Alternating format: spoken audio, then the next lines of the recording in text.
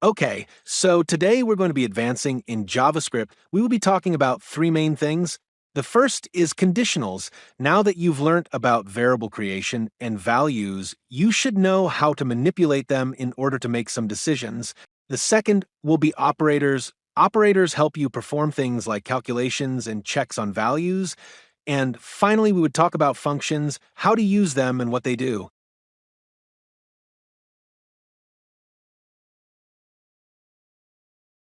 All right, so let's get started. What are conditionals? In our last class, you learned about variables. Variables alone don't make a great program. There are sometimes you may need to make some decisions in your code or workflow in order to get a particular output. This is where conditionals come in.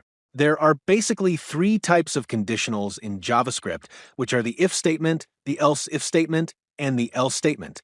Before we go further, just so you would not get confused, statements are just keywords in a program that have specific abilities. For example, the if statement checks if something is true or false.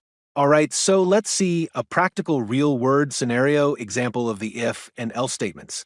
Now, look at this displayed syntax. If the user's balance is greater than the price, allow the purchase. Else, show an insufficient funds alert. Did you notice how the conditional statements there, which were the if and else statements, handled the decision-making process? In that scenario, both the user's balance and price are two separate variables that have values. Perhaps the user's balance is $2,500 and price is $1,000. What happened there is that the code is making a simple decision saying if the user's balance is higher than the price, return a true value, which is a Boolean value. Else, if it is not greater than the price, meaning less, return an insufficient funds alert. Don't worry, if you don't understand what we explained, you would see them in practicals when we begin coding. And finally, the else if statement is simply used when you have numerous conditions to check. For example, look at another real-world scenario. Look at this syntax. If the user's balance is greater than the price, return purchased. Else, if the user's balance is equal to the price return purchased, but balance empty. Else return insufficient funds.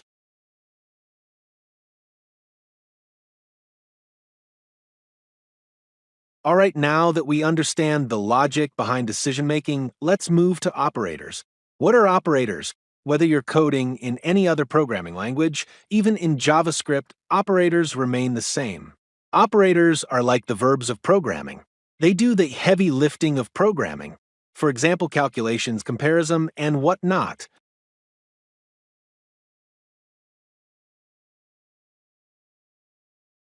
There are six main types of operators in JavaScript, which are arithmetic operators, assignment operators, comparison operators, logical operators, bitwise operators, and specialist operators, but we would only talk about four of them in this video, which are arithmetic, assignment, comparison, and logical operators.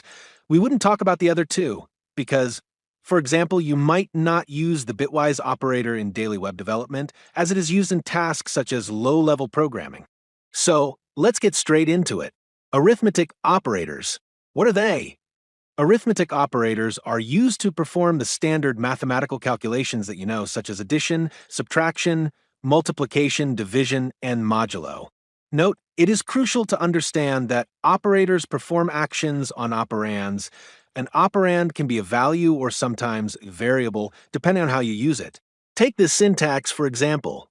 You create a variable called a and assign it the value of 5, and also create another variable called b and assign it the value 6. Then you write an expression saying a plus b. In this scenario, a and b are operands, and the plus sign is an operator. So next, what is an assignment operator? An assignment operator assigns a value to a variable. An example of an assignment operator is the equals to sign, because it is used to assign a value to a variable. For example, if variable is assigned a value of 5, the equal to sign there is what assigns the value to variable a. In most languages, the sign equals to doesn't actually mean equals. It just means set the left side to the value on the right side. All right, what is a comparison operator? A comparison operator compares two values and returns a Boolean, which is true or false. They are the backbone of logic. and if statements. Examples of comparison operators include the double equals to operator, the triple equals to operator, the less than or equal to operator, the greater than or equals to operator, and more. It's crucial for you to note this. JavaScript is a language where you will see the double equals to operator and the triple equals to operator. They mean completely different things. Let me explain. Remember we talked about data types in our last class? Exactly this is where their difference comes in. The double equals to operator checks if the values of two operands are the same, but neglects the data type. How does it do this? Listen carefully. It forces one of the operands to convert into the data type of the second operand, then checks if their values are the same. For example, let's say you have a first operand, number 5, as an integer without the double quotes, and a second operand, number 5, as a string embedded in double quotes. What the double equals to operator does is that it converts, let's say, the data type of the number string to an integer, and when it sees that 5 integer, a first operand, is now also 5 integer b second operand, which was the formerly a string that had been converted to value of 5 integer. It returns true. And for the triple equals to operator, it checks if both the value and data type are the same. Meaning, for example, following our previous example, if you use the triple equals to sign in the example we just gave because it sees that the first 5 is an integer and the second 5 is a string, it immediately returns false. Because it believes they're not equal due to a mismatch of data type. It automatically knows that an integer is not a string even though they have the same value of 5. Note, it is always recommended to use the triple equals to in your code as it is better for checking and code stability. So, let's go on to logical operators. Logical operators are used to determine the logic between variables or values. They allow you to combine multiple conditions together. Examples of logical operators include the and operator, the or operator, and the not operator. Let's talk about the dot and operator. The and operator returns a true statement if both statements or operand are true. Take, for example, this syntax. If SOG Solutions is a tech firm, and we are currently learning JavaScript, console.log true, else console.log false. What do you think will be the output? Of course it will be true. Why? It's because the and statement checks if both sides are true before returning a response. Notice that because SOG Solutions is a tech firm and we are also currently learning JavaScript, it will return true. Similarly, the or statement returns true if at least one of the statements or operands it's operating on is true. Finally, before we end today's video, let's talk about functions. What are functions? Functions are simply reusable blocks of code that execute a specific task. What I mean, we learned about the console.log function in our last class, and it executes a specific task for us, which is to display a message to the console, our terminal. Imagine if we needed to display a message to our console 100 times, we would need to write the same boring code over and over again. But imagine if you could write that boring code once, cage it inside something like a tool, and use that tool wherever you need the boring code. Exactly, that's how a functions works, just like the console.log function. Imagine if we needed to display a message to our console 100 times, we would need to write the same boring code over and over again. But imagine if you could write that boring code once, cage it inside something like a tool, and use that tool wherever you need the boring code. Exactly, that's how a functions works, just like the console.log function. Okay, so there are mainly two types of functions in most programming languages, which are built-in functions and user-defined functions.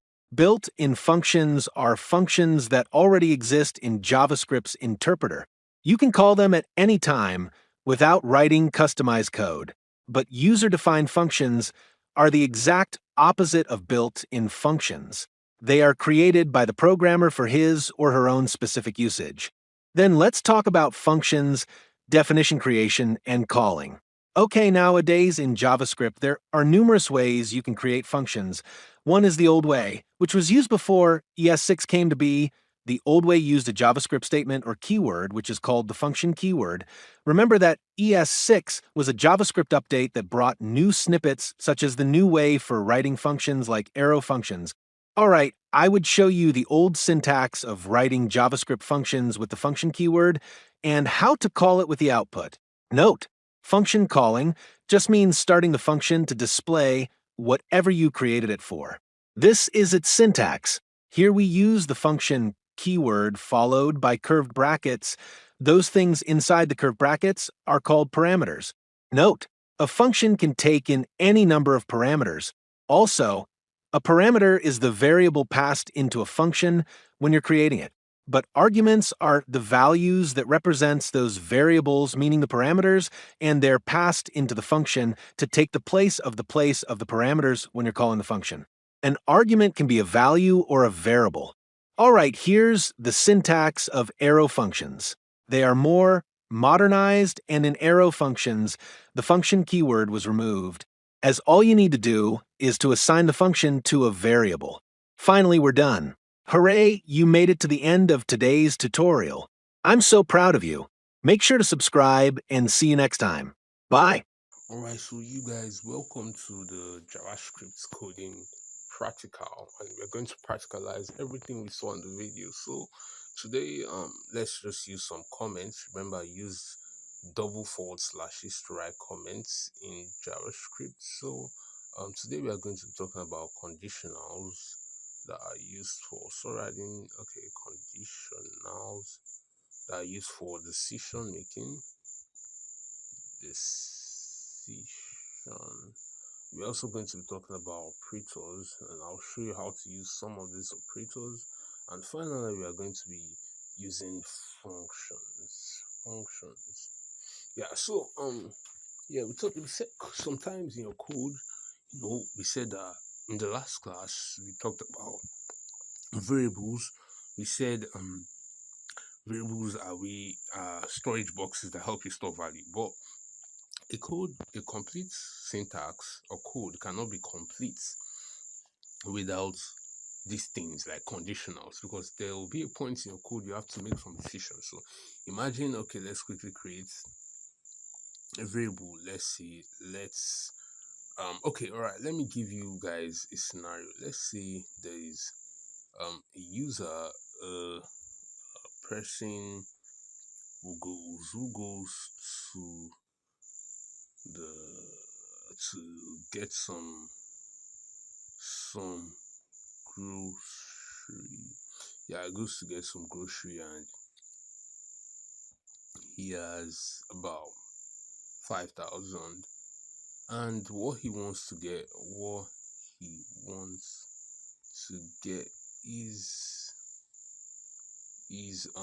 let's say it's 2,000. Sorry, you need to comment that unless you get syntax error. What you need to get is what he wants to get is 2,000. Now, how we need to create a machine that tells us if he can buy it or he can't buy it. Now, how do we do this? Now, let's first create the the obvious variables that we need. Now, if you look at the question, say a person who goes to get some grocery has 5,000, and what he wants to get is 2,000. Of course, a person who wants to get some grocery is a user. Or let's just say call it the user's balance. Yeah. All right, we need to use the keyword here. Now, because the user's balance can change, let's use the let keyword. Now, we use the equals to, which is an assignment operator. Remember, we talked about operators. I'm using the equals to assign the value of 5,000, which is the user's money, to the variable user's balance. And let's create another variable to the price. And remember, prices too can change. That's why I'm using the let keyword. Say 2,000. Now we have these down. Now I want to use conditionals to check if the user can purchase this. So how do we do it?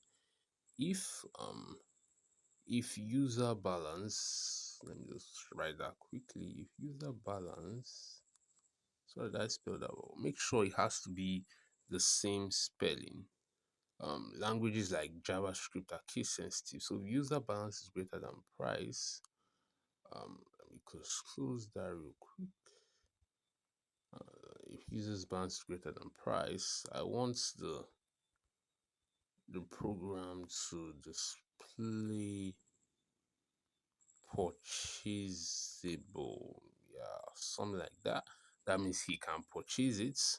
Um, or else, what do I want him to display? What do I want it to display? I want it to display insufficient funds. Console the log insufficient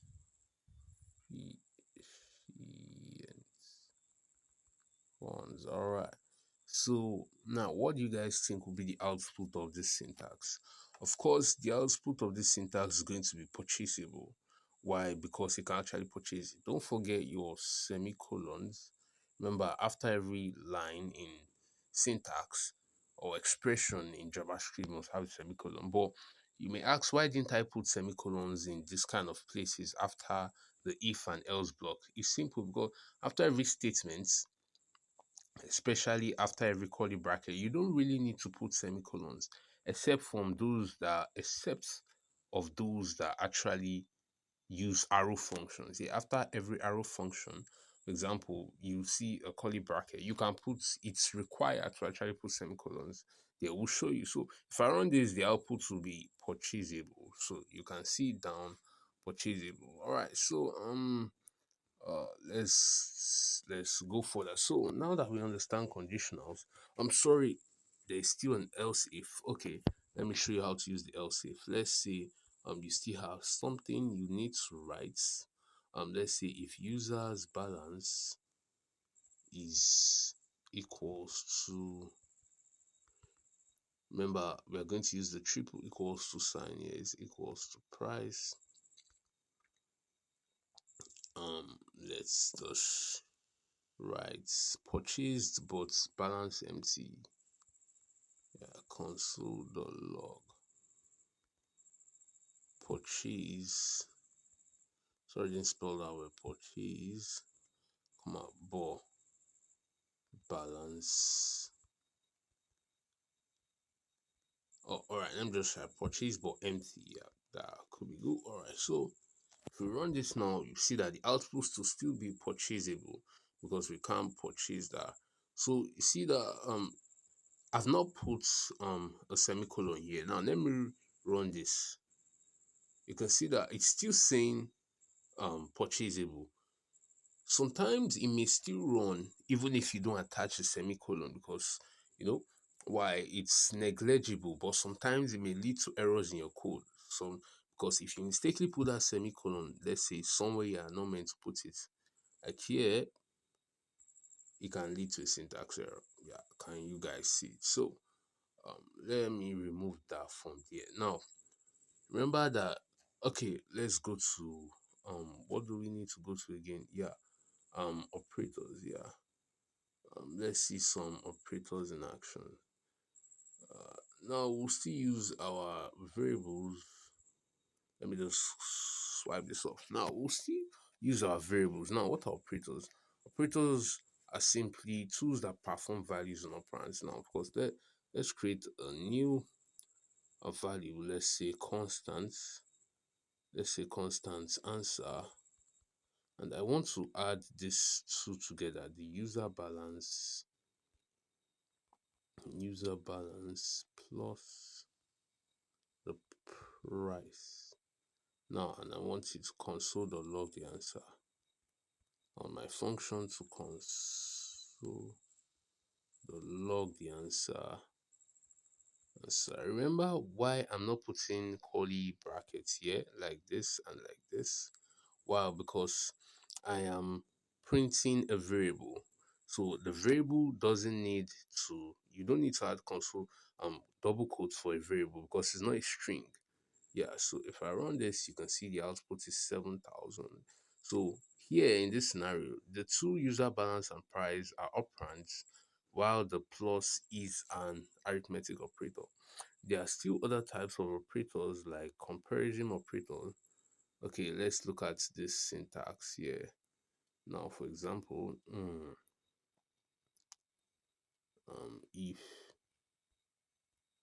if uh okay, let's change this to 5,000 and also 5,000 but a string. I want to show you guys comparison operators now, especially these two, the triple equals to and the double equals to operator. So let's talk about them now. Let's write some conditions. If user balance is double equal to price, uh if user balance double equal to price, console.log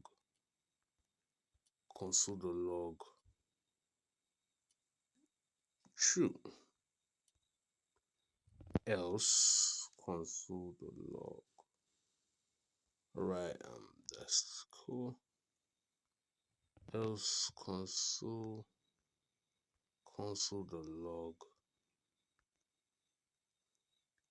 Yeah, else console.log false. Yeah, sorry, I didn't type that well. False. Okay. Let me close this real quick. So, as you guys can see here, what do you think will be the output of this?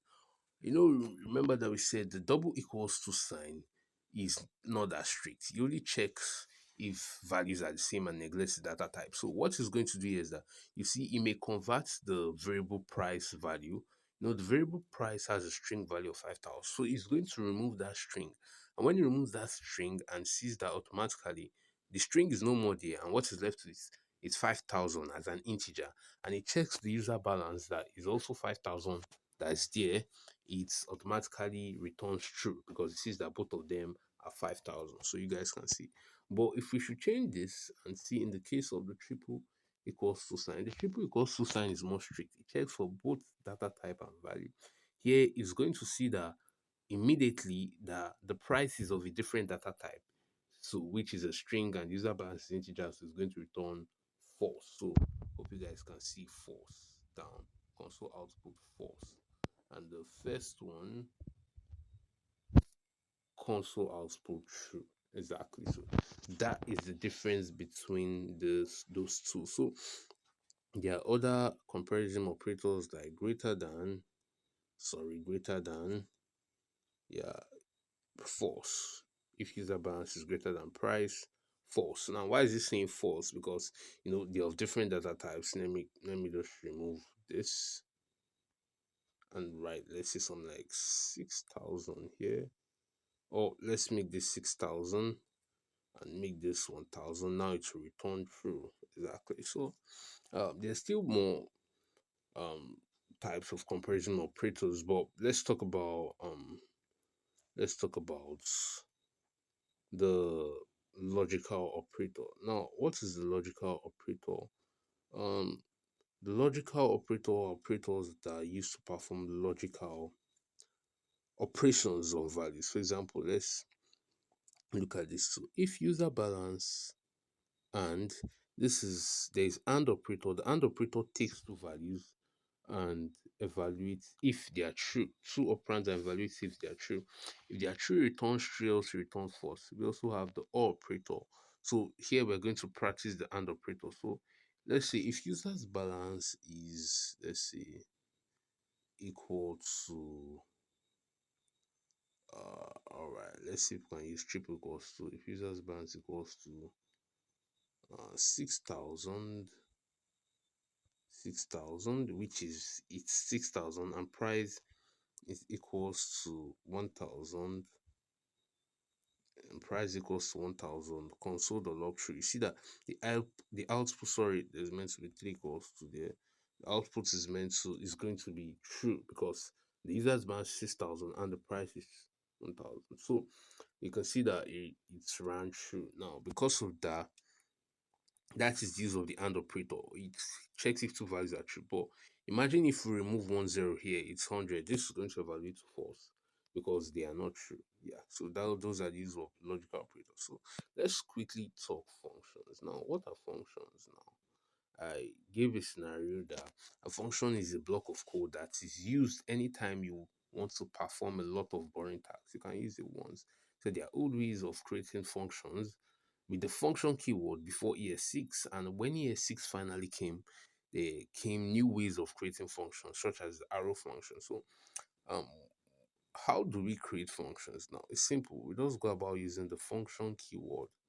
Now, let's say if we want to, we can simply be writing variables, like this and say let answer equal to user balance.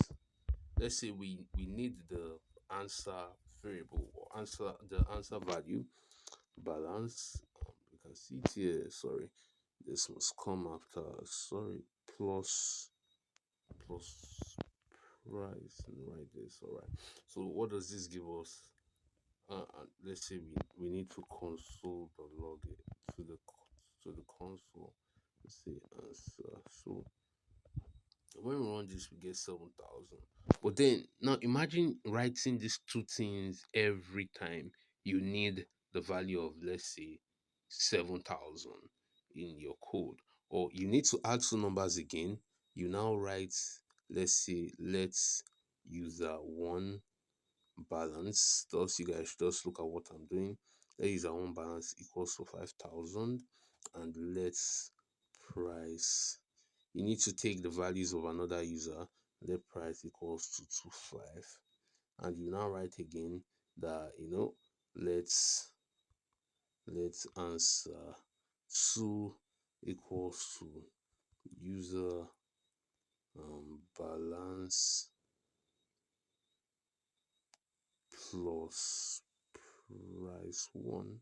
And let me change this to user balance 1 plus price 1, user price 1, and console.log answer 2, the log answer 2. All right, if I run this now, okay, the user balance 1 is not defined. Why did I get that error? Let me see. It looks like it's an issue of spelling. Yeah. All right, I didn't attach 1 to this place. Okay, if you run it now, okay, user balance 1. What are we not getting right? Looks like we're not getting something right here. So wait, let's see. Let me bring this down. It says user balance 1. Let's say the answer 2 equals to user balance 1 plus price 1. All right, so sorry, I wrote user 1 here. It should work now. Yeah, so 7,075. All right, so if you can look at what I wrote this two times, which is redundancy. Number one, it's stressful, it's not efficient. Too much creation of variables means too much usage of memory and space. So instead of doing this, we can simply just create functions, and every time we need to add some numbers to create a new answer, we just call that same function. So now watch this. Let's see, function. Use the function keyword. Let me just call the function addition. Addition, since we're adding two numbers together, the function takes two variables, a and b. Yeah, since we are doing that, and now we just need to, inside the block of code, we need to write what the function does. And here we want our function to get a new value called an answer, and the answer should be created from the addition of the first and second arguments. Remember that what we pass into functions when we are creating them here are called arguments. Then we want to display the answer to the screen. Now, how do we display the answer to the screen? By applying the, sorry, no, we could the answer variable. So now to use this function, we just simply call addition. Anywhere we want to add two numbers, we call addition, and let's try and add 6,000, and or rather let's try and add user balance. Well, with 6,000 and 1,000, it will still work, but since we have two variables here, let's just use them. Now if we run this, all right, oh, okay, I've not finished that. Completed. Now if we run this, we should get 7,000. So you guys can see functions now. Let's try the other one. Let's try with values this time. Let's say 25 and 4,000 5. Yeah, so imagine if you wanted to, do that over and over again. So now this was the old way. Let me just highlight that old way before ES6. Now let me show you guys the new way. That is the ES6 way. ES6 way. So when ES6 came, of course the function keyword was completely struck out. Now all you need to do is to create a variable. Let me call it addition. You create the variable, then assign the entire function to it. And why do we call it the arrow function? Because an arrow must follow here. So yes, this is the new syntax. If you guys can look at it, created variable addition, assigned the value of the function. Here the variables are in parentheses followed by something that looks like an arrow, then the block of code, and finally this. So if you run it, should still give us the same 65. So that will be it for today, you guys, and I will see you in the next one.